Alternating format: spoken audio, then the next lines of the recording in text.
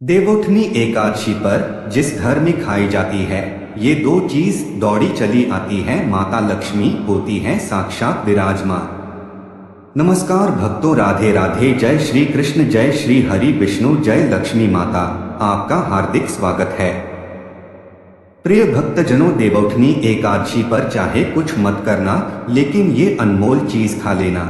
जीवन से मिट जाएगा दुख दर्द का नामो निशान। दौड़ी आएगी माता लक्ष्मी, घर में होगी साक्षात विराजमान। सूर्य की तरह भाग्य चमक जाएगा।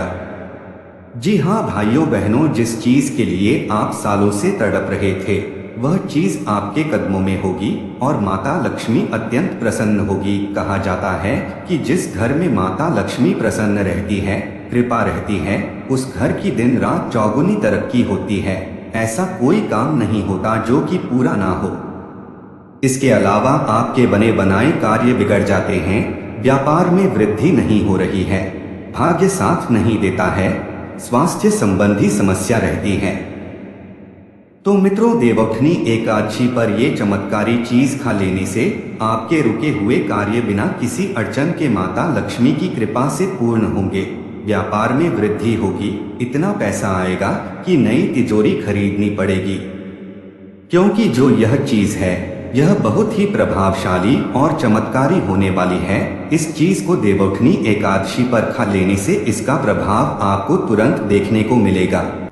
लेकिन कुछ ऐसी भी चीज है जिन चीजों का सेवन गलती से भी देवउठनी एकादशी पर नहीं करना चाहिए, वरना आपकी यह छोटी सी गलती माता लक्ष्मी भगवान विष्णु को आपके घर आने से रोक सकती है, जिससे आपको इस दिन की गई पूजा पाठ व्रत करने का फल प्राप्त नहीं होगा।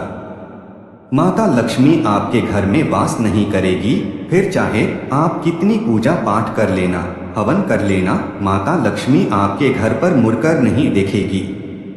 इसके अलावा जहाँ पर लक्ष्मी का वास नहीं होता है वहाँ पर दरिद्रता बनी रहती है, जिससे घर में लड़ाई झगड़े होते रहते हैं, अशांति बनी रहती है, धन दौलत में बरकत नहीं होती है, व्यापार में मंदी रहती है, जीवन में एक के बाद एक समस्या आती रहती है। ऐसे में भाइयों बहनों, इस वीडियो के माध्यम से मैं आप सभी को बताने वाला हूं कि इस साल 2025 में देवउठनी एकादशी का शुभ पावन पर्व कब मनाया जाएगा, व्रत किस दिन रखा जाएगा, व्रत का पारण किस दिन करें। साथ ही यह भी जानेंगे कि देवउठनी एकादशी के दिन किन चमत्कारी चीजों का भोग भगवान विष्णु और माता लक्ष्मी को लगाने से और किन चीजों का सेवन करने से घर में सुख शांति और समृद्धि बनी रहती है और सुख संपत्ति की प्राप्ति होती है। वही यह भी जानेंगे कि देवउठनी एकादशी पर किन चीजों का सेवन भूलकर भी नहीं करना चाहिए, जिससे धन दौलत की बरकत रुक सकती है और जीवन में आर्थिक तंगी और भाग्य कमजोर हो सकता है। इस वीडियो में आपको देवउठनी एकादशी के शुभ पावन व्रत के बारे में संपूर्ण जानकारी मिलेगी। चलिए भाइयों बहनों, सबसे जान लेते हैं कि इस साल 2025 में देवउठनी एकादशी का पर्व कब मनाया जाएगा, व्रत कब रखा जाएगा, व्रत का पारण करने का शुभ समय क्या रहेगा।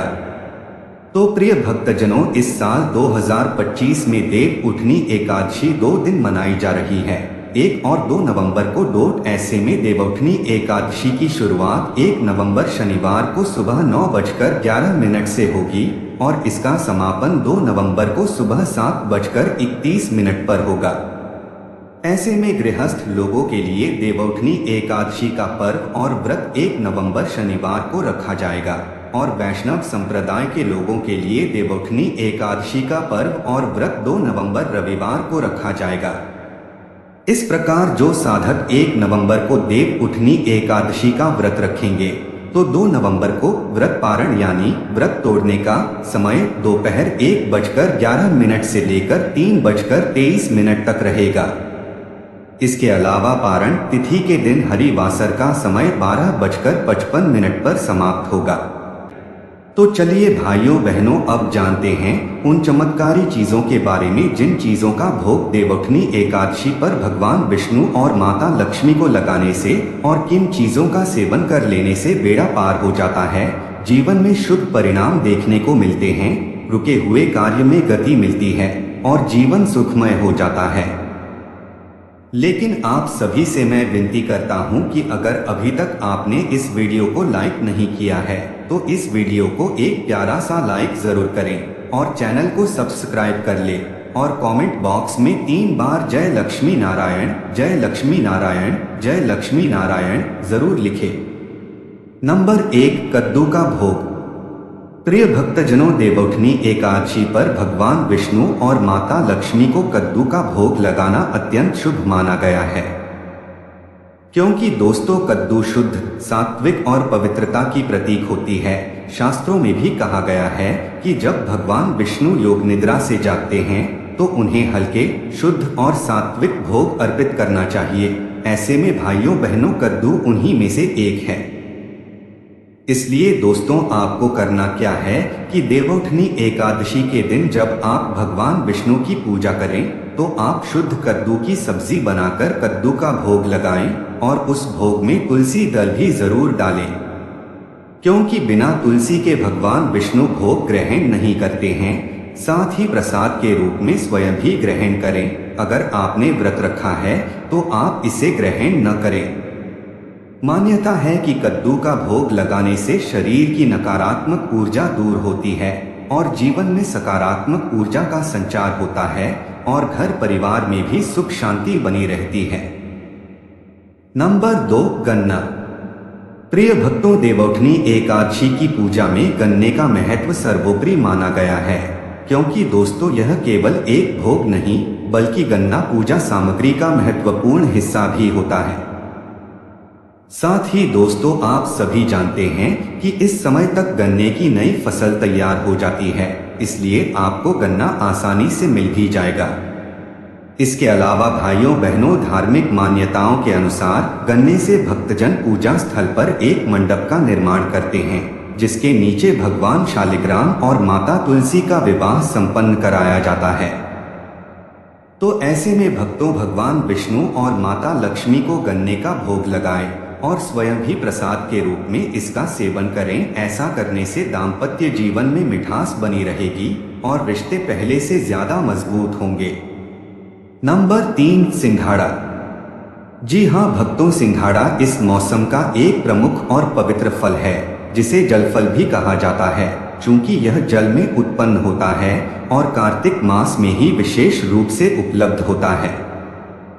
आप में से कई भक्तों ने इसे खाया भी होगा और देखा भी होगा। तो ऐसे में देवउठनी एकादशी पर भगवान विष्णु और माता लक्ष्मी को सिंघाड़ा अर्पित करना अत्यंत शुभ माना गया है। वही यह एक सात्विक फलाहार है जिसे व्रत में भी खाया जाता है। साथ ही भगवान विष्णु जो जल में ही निवास करते हैं, उन्हें जल से उत्पन्न यह फल चढ़ाना एक विशेष महत्व रखता है। इसलिए जब आप सिंघाड़े का भोग लगाएं भगवान विष्णु को, तो सबसे पहले उस पर थोड़ा सा गंगाजल जरूर छिड़के तब भोग अर्पित करें। ऐसा करने से वह फल शुद्ध हो जाएगा और भगवान विष्णु अत्यंत प्रसन्न होंगे और आपको अपनी असीम कृपा का आशीर्वाद देंगे, जिससे आपके रुके हुए कार्यों में भी गति आएगी। नंबर 4, शकरकंद। प्रिय मित्रों, गन्ने और सिंघाड़े की तरह शकरकंद भी इस मौसम की एक प्रमुख कंदमूल फसल है। इसे भी भगवान विष्णु को भोग के रूप में अर्पित किया जाता है।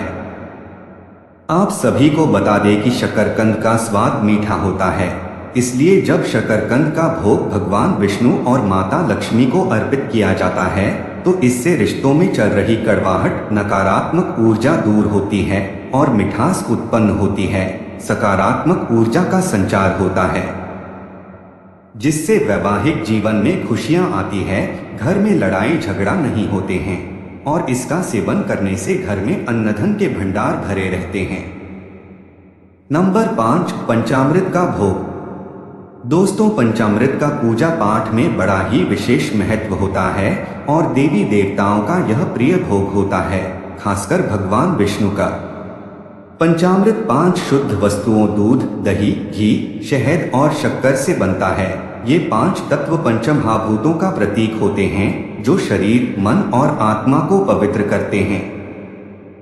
ऐसे में जब इसे विष्णु भगवान को अर्पित किया जाता है तो यह भक्त के जीवन में संतुलन, स्वास्थ्य और धन का आशीर्वाद लाता है। इसलिए आपको श्रद्धा पूर्वक विधि विधान के साथ देवोत्थनी एकादशी के दिन पंचामृत का भोग लगाना चाहिए और खुद भी इसका सेवन करना चाहिए। खासकर इसका सेवन उस व्यक्ति को करना चाहिए जिसका स्वास्थ्य खराब रहता है। एक के बाद एक समस्या आती रहती है, स्वास्थ्य ठीक रहता ही नहीं है। इसका सेवन करने से स्वास्थ्य संबंधी समस्या दूर होने लगती है। नंबर 6, केले का भोग। प्रिय भक्तजनों, केले के पौधे का हिंदू धर्म में बड़ा विशेष महत्व होता है, क्योंकि केले का पौधा भगवान विष्णु का प्रतीक होता है और यह भगवान विष्णु को अत्यंत प्रिय है। वहीं जब बात आ जाए केले के फल की तो इसका महत्व और भी ज्यादा बढ़ जाता है।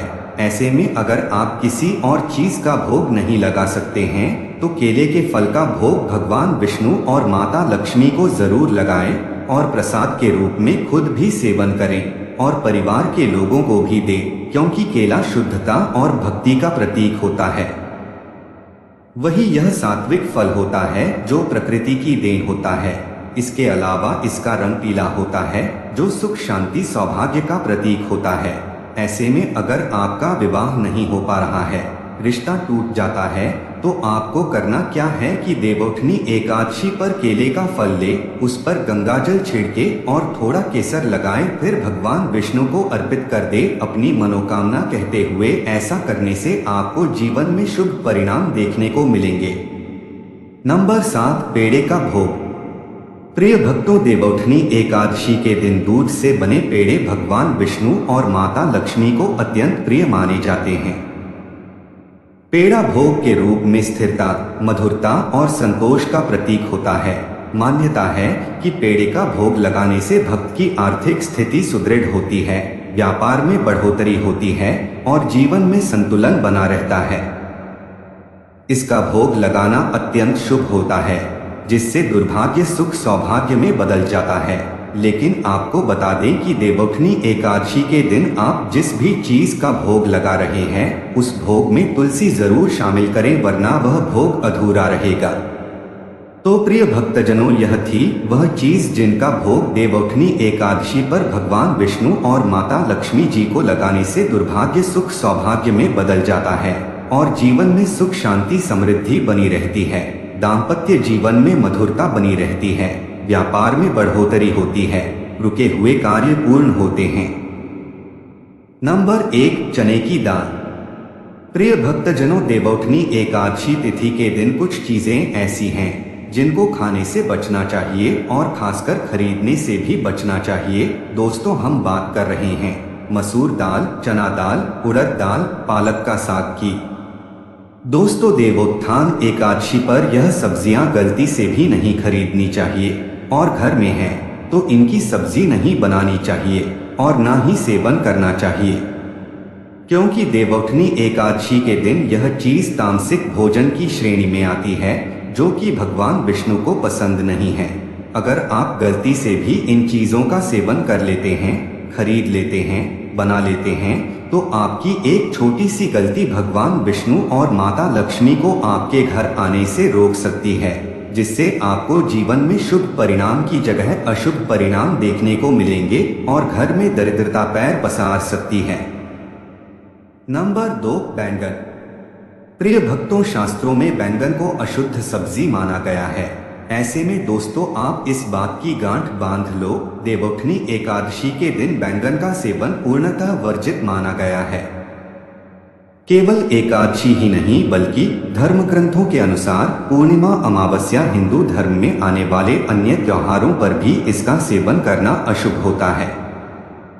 इसमें छोटे कीड़े और बीज अधिक मात्रा में होते हैं जो व्रत और पूजा के समय अपवित्रता का प्रतीक माने जाते हैं।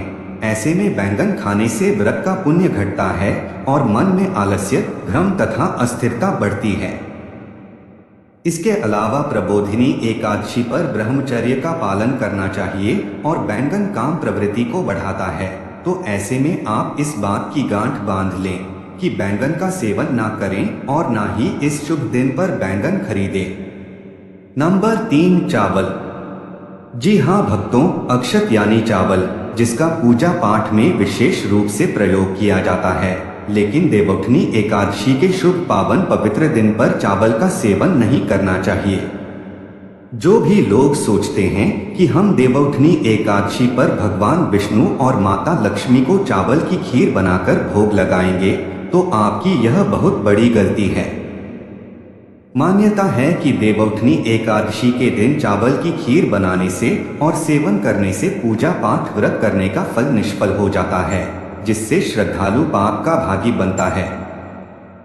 साथ ही इस दिन चावल घर में नकारात्मक ऊर्जा को आकर्षित करता है, जिससे घर में लड़ाई झगड़े का माहौल बनता है और घर में अशांति उत्पन्न होती है। इसलिए दोस्तों, इस बात की गांठ बांध ले कि इस दिन चावल का सेवन न करें और न ही चावल खरीदें। यह बात आपको जीवन भर याद रखनी है, वरना आपकी यह गलती जीवन को तहस-नहस कर सकती है। नंबर 4, पान। प्रिय मित्रों, पान जिसका पूजा पाठ में इस्तेमाल करना पूजा पाठ करने के महत्व को और भी ज्यादा बढ़ा देता है। खासकर इसका प्रयोग भोग लगाने के लिए किया जाता है, क्योंकि पान का भोग लगाना देवी देवताओं को खुश करता है।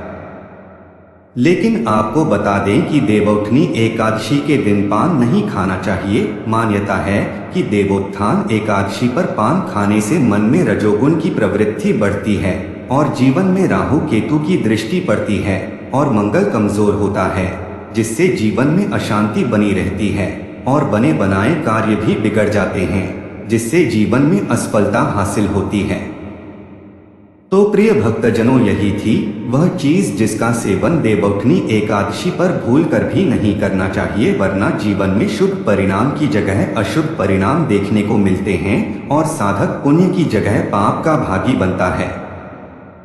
अगर भाइयों बहनों जानकारी अच्छी लगी तो इस वीडियो को एक लाइक जरूर करें